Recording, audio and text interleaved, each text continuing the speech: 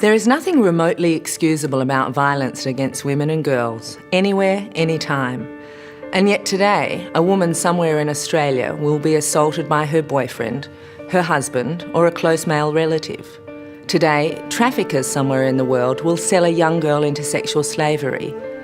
In a war-torn country, armed men will rape a mother and her daughter as a deliberate tactic to intimidate and oppress. Men will harass young women as they attempt to go to school, to university. Today, as every day, women and girls around the world will face violence simply because they are female. No nation is free of gender-based violence. It's a global scourge that cuts across all borders and cultures and has an impact on all peoples, rending the fabric of societies, damaging individual lives, and repeating itself from one generation to the next. Violence against women and girls is fundamentally a human rights and moral challenge, but it also has severe economic consequences. It undermines productivity. It is a public health issue, a law enforcement issue, and a matter of justice. It leaves all communities poorer, socially, psychologically, and materially.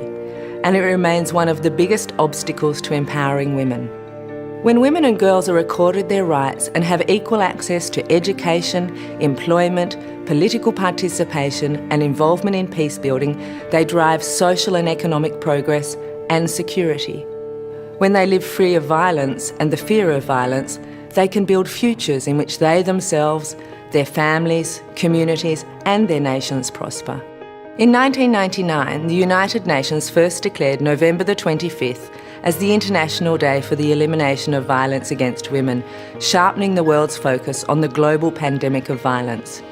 In Australia, we also know this date as White Ribbon Day, a key day in the White Ribbon campaign, a worldwide program to engage men and boys to stop violence against women and girls. This is not just a women's problem. The role of men and boys is critical, and their efforts are essential if we are to bring an end to this violence wherever it occurs. I'm inspired by the efforts of so many women and men around the world who are working to combat this problem. Survivors of violence who speak out with courage as an example to others. Male advocates working in Australia, in our region and elsewhere to stop violence against women and to change attitudes and behaviour. And organisations providing places of refuge and legal assistance.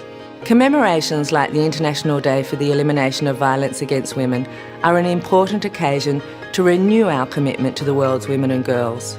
We pledge to work against all forms of violence, in the home, in schools and universities, at workplaces and in the open fields of armed conflict.